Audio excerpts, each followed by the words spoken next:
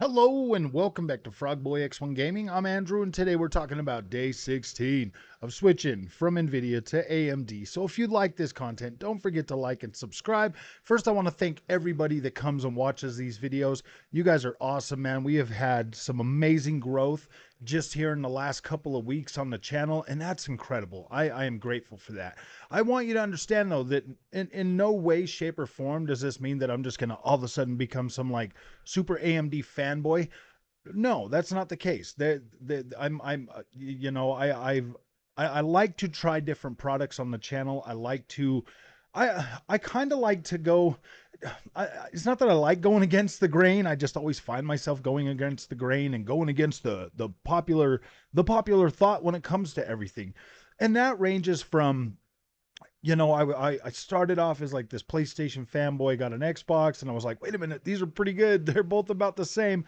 And then, like with my sim racing equipment, I just things change. Things change rapidly. You'll have the standard barriers like Fanatec, and then you'll get something from like Camus or something, and it's an equally good experience for a lot less cost. And the best thing that we're looking for as consumers, because I'm a regular consumer just like you. I buy my own stuff. I sit here and I deal with the FOMO just like everybody else does. And I sit here, like with the anxiety. Like I had so much anxiety of switching to AMD from Nvidia because Nvidia was the best. It was just the best, and there was a lot of features on the Nvidia card that I used for this channel that I guess that I don't miss anymore. Like I really don't miss. The one thing that I do kind of still wish I had was Nvidia broadcast. I wish I could still like take out my background and put in like pictures and stuff like that. It would be kind of awesome to do that, but that's the one thing that I've found that I'm just like I don't miss, but I don't necessarily need it. I mean, this background looks pretty cool. I like the way that looks, all my stuff, and being able to share that with you guys and share this experience. So this rate this graphics card is pretty awesome, guys. I have to give props to AMD because they do deserve this. There's a lot of there's a lot of there's a lot of pushback against AMD. And I remember when these cards launched, at $1,000 and then $900 for the 7900 XT and $1,000 for the XTX, and it was like everybody came out and they were just like disappointed with AMD because their prices weren't cheaper because they just didn't want to hand them to them, just give them to them. And that's kind of the way I see this, man, because after experiencing this 7900 XT for the last 16 days, I have to tell you, man, that I feel like this card is worth every freaking penny I spent on it. And when we're looking at the overall picture here, like I've said in the last few, if you buy if AMD's prices stay pretty consistent, like next generation, their top of the line card comes out, it's $1,000, and the one under that's like $900 or whatever. You could literally buy two of those. You could buy two generations in a row for the same price that you would be spending on the Nvidia top of the line card that guaranteed the next the next generation of AMD cards will either match or exceed that card in power. So I mean, you're pretty much doing that, or you're going to be upgrading from your 4090 to a 5090 and paying that ridiculous price, whatever that is. I kind of feel like maybe power wise and tech wise, AMD might stay like a generation behind, but that's perfectly fine.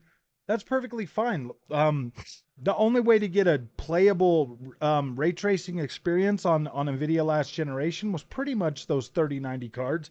I mean, you could turn it on and you could play around with it a little bit on the 3080, but I mean, like if you wanted like the full experience, like you had to wait until the 4090 came out to where you could get your frame generation so that you could get a playable frame rate, a really good playable frame rate in games like um in games like Cyberpunk 2077. Whereas right now with my AMD 7900 XT, I get a solid frame rate. I get a frame rate. And I hear a lot of people always telling me, "Hey man, you should watch benchmarks and all of that." there's something uniquely flawed with watching benchmarks on YouTube. There just is. 9 times out of 10, you're not going to have the exact same setup. You're not going to have the same motherboard. You're not going to have the same memory. You're not going to have your PC tuned the same way that they do.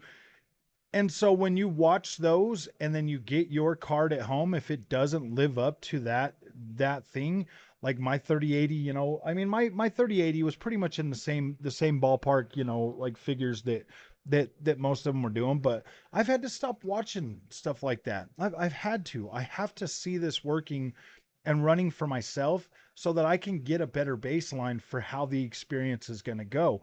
Um, this was a kind of a long intro, I mean, but it was fairly decent information or whatever, just kind of stuff that I'm learning along the way and picking things up. But today I kind of really want to focus on AMD Radeon Chill. This is a software feature built into the AMD Adrenalin software, and is what this does. If you don't want to get into the overclocking and undervolting and all of that stuff that comes along with that, say you're just wanting like a simple way to save some money on overall power usage. Well, you can get in here with Radeon Chill.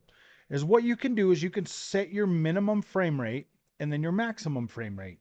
And so if you're not sitting there and you're just sitting there idly, then your card will drop down to that and it will stop consuming a lot of power. Now I did put out a dedicated video for this, but this is one of those things where where nobody ever goes out of their way to really talk to you or show you anything out of the AMD. And I mean, there are channels out there, but let's face it, man. Like the bigger tech YouTubers that we all know are there, that are huge, that everybody watches. It's almost like those channels are purely FOMO channels.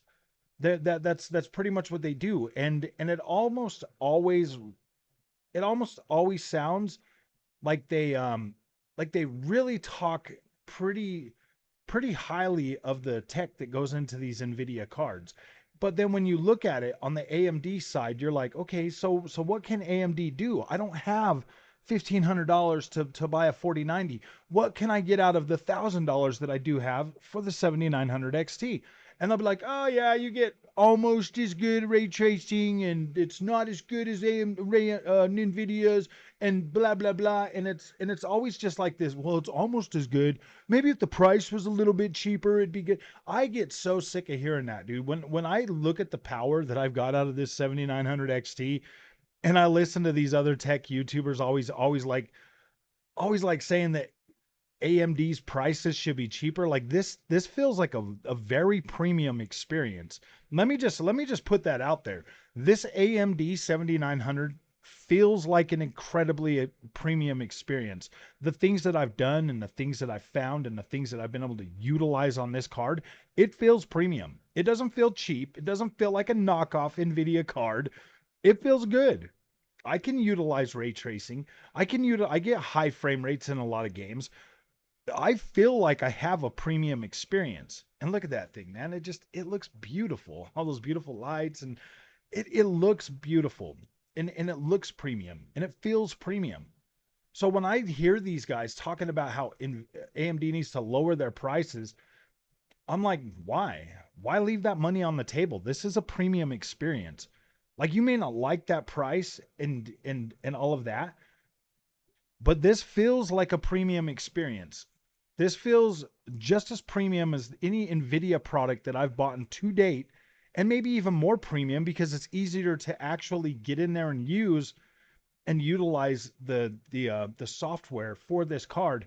And I'm not experiencing black screens. I'm not experiencing any of the little glitches or bugs that other people are talking about. I've been able to use my shadow play incredibly well. It is so nice. Like, you'll watch the video just before this, the Radeon Chill video, and I've got my sound fixed, so it shouldn't be a problem no more. I had it set to my camera, so all the sound that I was recording when I was doing that through there, it was going through my camera. So I do apologize for that, guys. I'm glad that I got that figured out. I just happened to look and it wasn't hooked to this mic. It was hooked to that one.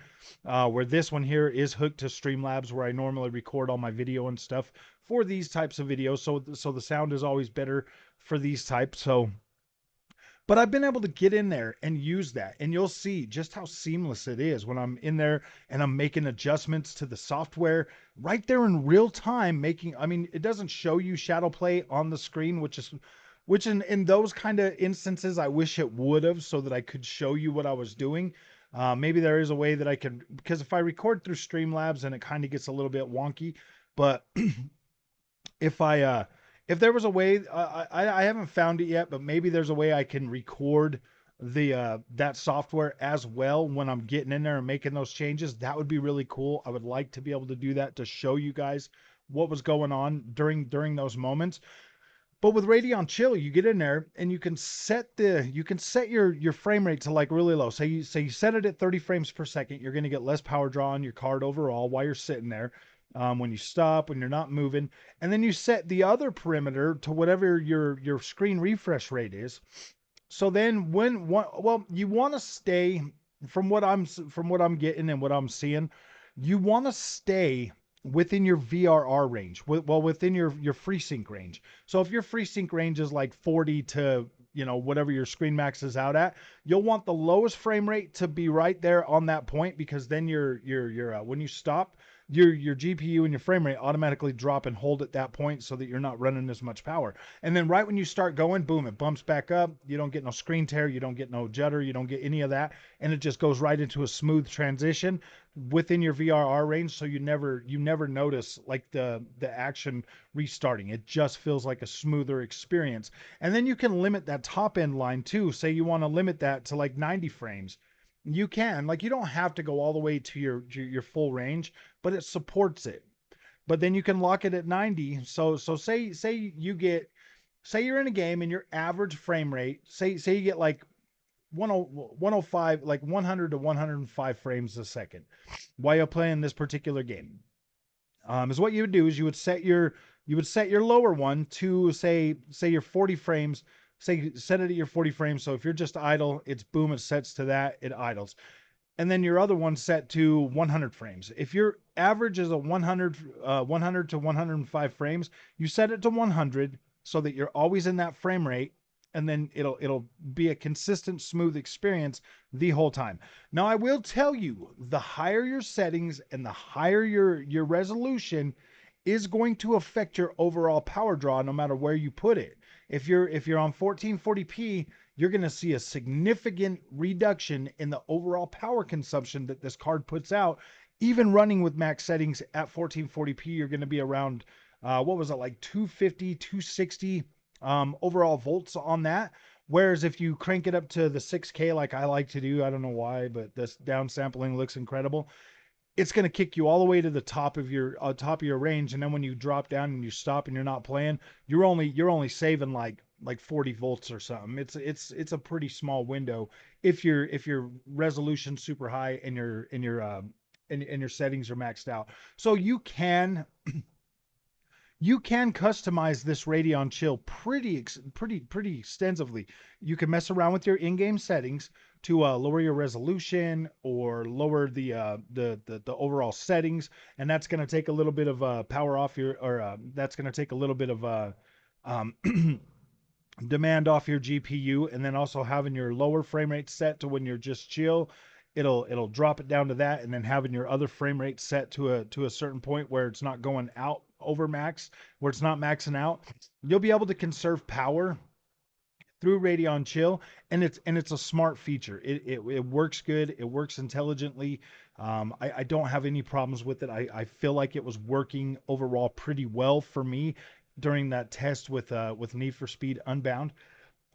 So I feel like people do not give AMD enough credit, or enough. It's like they get these cards online.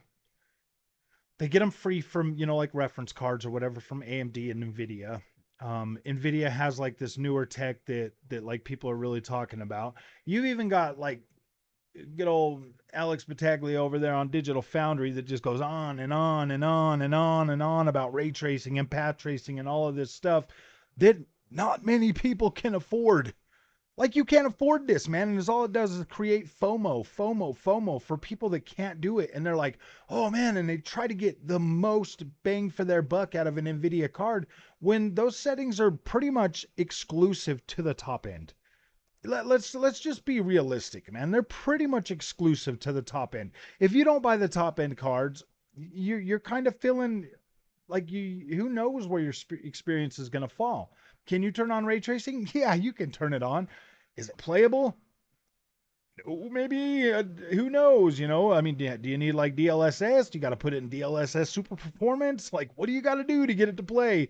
Let's just admit right now that unless you're buying the top of the line NVIDIA experience, those next gen features just are. I wouldn't say they're. I would say they're not as optimal as you would like. So when you're listening to these guys over on Digital Foundry and everything, they're getting these free cards and they're getting like the top of the line card and they're able to like really experience this. You have to ask yourself, like when I had the 3080 and I was playing Cyberpunk 2077 with the pad tracing, it looks really good. Like it is very nice.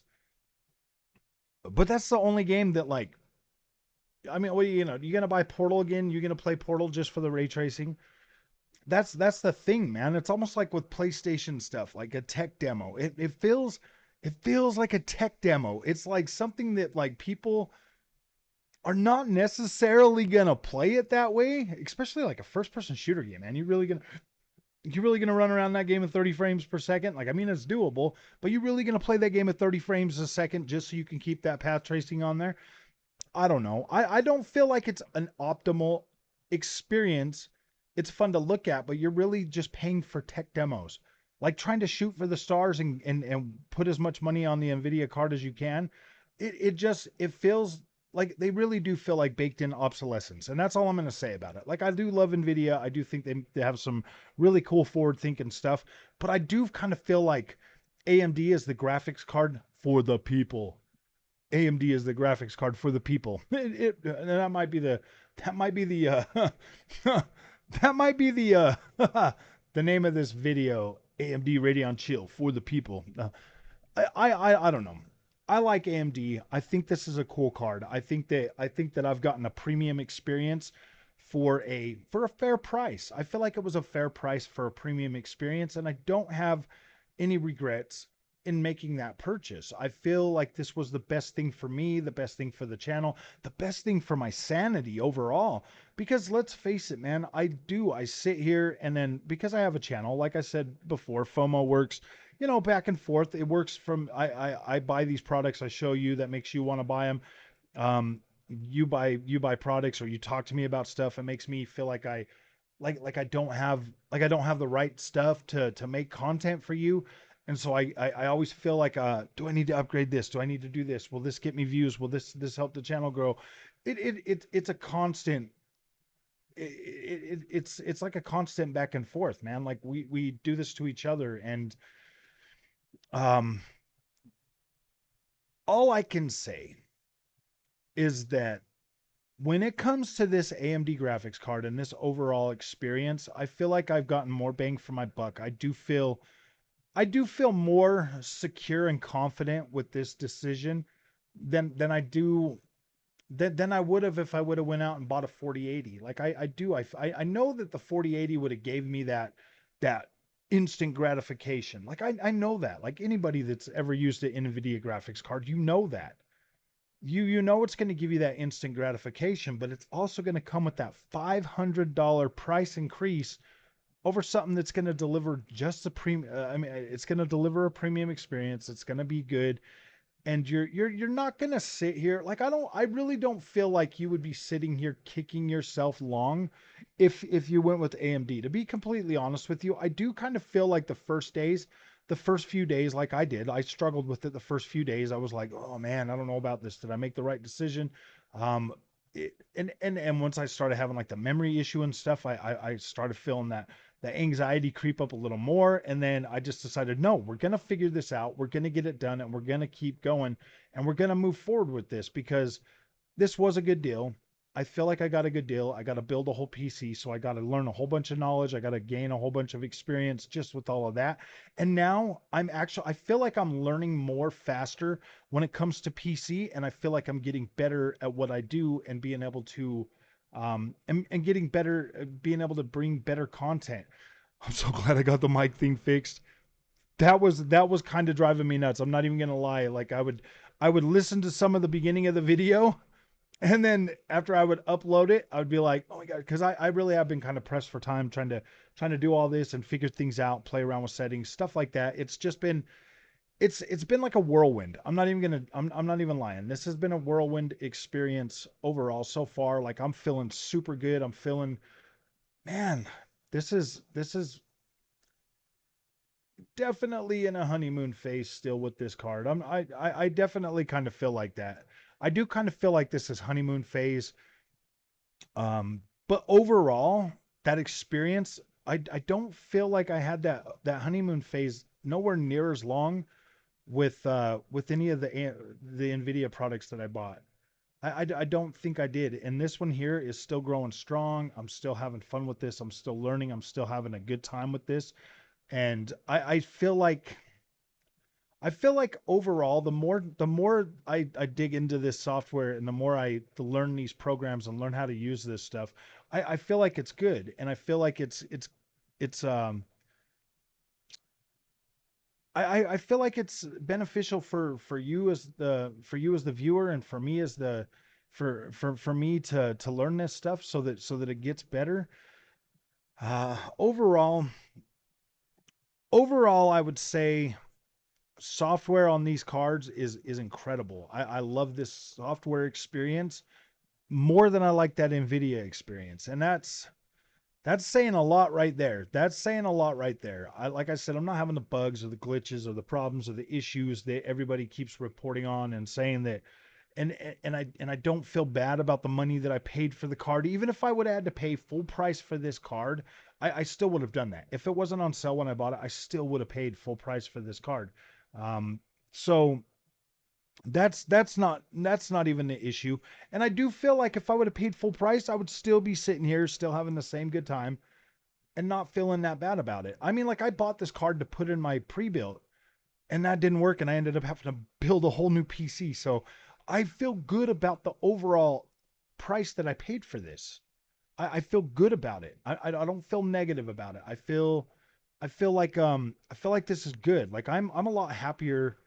I feel like I'm a lot happier with this overall PC experience right now, and you can tell just in the amount of content I'm making about it, and it not being just like short little videos or anything like that. You can tell that I'm actually excited about this experience, and I'm actually enjoying, and I'm actually putting a lot more time and effort into learning this stuff for you so that you can so that you can make an informed decision.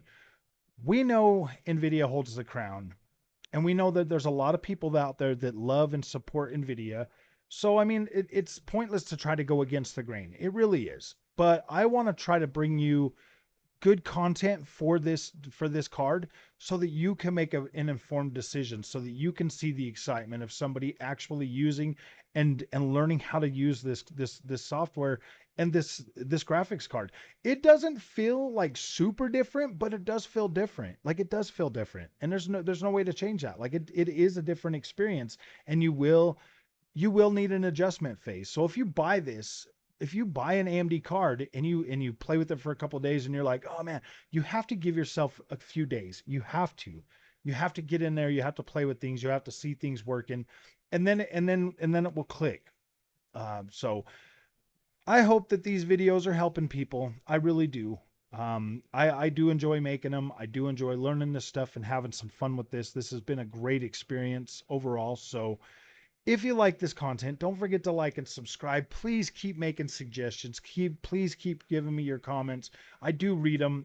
I do take them to heart, and I do kind of plan the content around, you know, the comments and stuff. If I'm getting like an overwhelming amount of certain content or comments, then I definitely am trying to make content for that. Um, so yeah, and even like the even the other, you know, even the arguments against it, I do read those too, and I do try to do a little bit more research into that and see what's going on. So I like this experience, guys. I think it's freaking awesome. So if you like this content, don't forget to like and subscribe. We'll see you guys in the next one. Thanks for watching.